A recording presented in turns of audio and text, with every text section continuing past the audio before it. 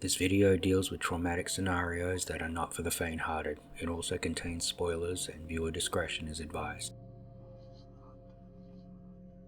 There are fates worse than death, and Alma's journey from conception to psychic supermonster capable of altering reality itself and into adulthood is without question one of the most mortifying scenarios that a gamer can encounter.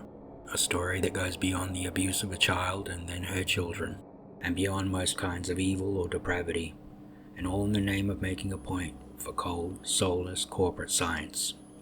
A psychic child imprisoned since a toddler, placed in a coma at age 8, and then forcibly impregnated as a teen until dead, and using her father's DNA no less as a starting point to breed super soldiers, until she snapped and left her physical form, and died alone, locked away from the world, experimented on, and all while her spirit utilized her psychic prowess to linger outside of her rotting body in search of her lost children, only to find them being brutally raised and experimented on themselves by the very people who did all this to her in the first place. Helpless and trapped for a lifetime before her broken mind is finally reunited with her rotting adult body, forcing her to grow up and finally ending in her resurrected cell's agonizing death in childbirth in the same fashion as her mother. Alma's revenge on her father isn't a moment of horror or fear. It's a moment you as a gamer revel in as you see the antagonist brutally end another character who is supposedly on your side. The game flips the script in so many ways it's impossible not to feel confused and brutalized yourself the more you learn about the story behind it all. Simultaneously, Alma's brutality and barbarism overcome any sense of empathy you might have for her as she does to others what was done to her, including the sexual assaults. As a player, you feel genuine fear having to deal with her constant attacks. She is an out-of-control vessel of pure rage, a reckoning, and she has no shame in letting you know she hates you as much as anyone else she encounters. The loss of Monolith Studios isn't as big a hit as it would have been 10 years ago.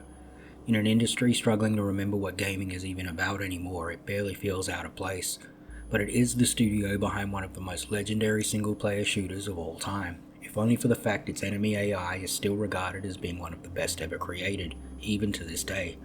Having played through the original F.E.A.R again recently, I can say it still packs that punch, especially on PC.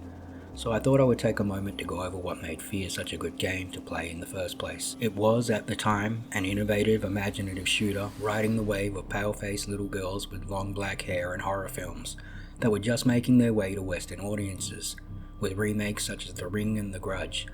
It combined new mechanics and horror film style storytelling with hard plot twists in the golden era of gaming. What made it a memorable experience is that F.E.A.R was a well-told story that combined JRPG themes with horror films and FPS in a way that felt as though the player was playing against real people.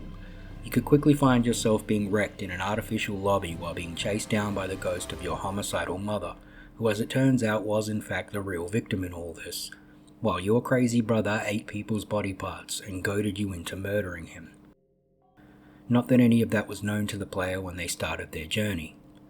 A story fairly unique to Western audiences certainly helped it along its way, but it also introduced themes that were unheard of and could not be told today for fear of offending. Alma forcing the protagonist of F.E.A.R 2 to impregnate her against his will, and then basically flaunting it to him afterwards, leaving him in a coma, all while trapped inside of Alma's mind, was one of the most horrifying fates for any protagonist, period, and it was the same fate that Alma herself was condemned to, making it just a little bit poetic to boot. F.E.A.R represented the future of what gaming could become, a culture of limitless genres that wasn't afraid to push the boundaries, in a period where games were ritualistically ripping players' hearts out to see how they'd react to it. It wasn't alone in that regard, but it was a standout amongst the crowd.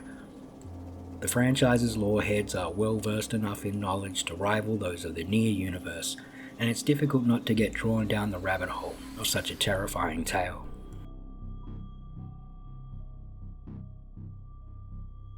Have fun out there, guys, and good luck to the development team over at Monolith.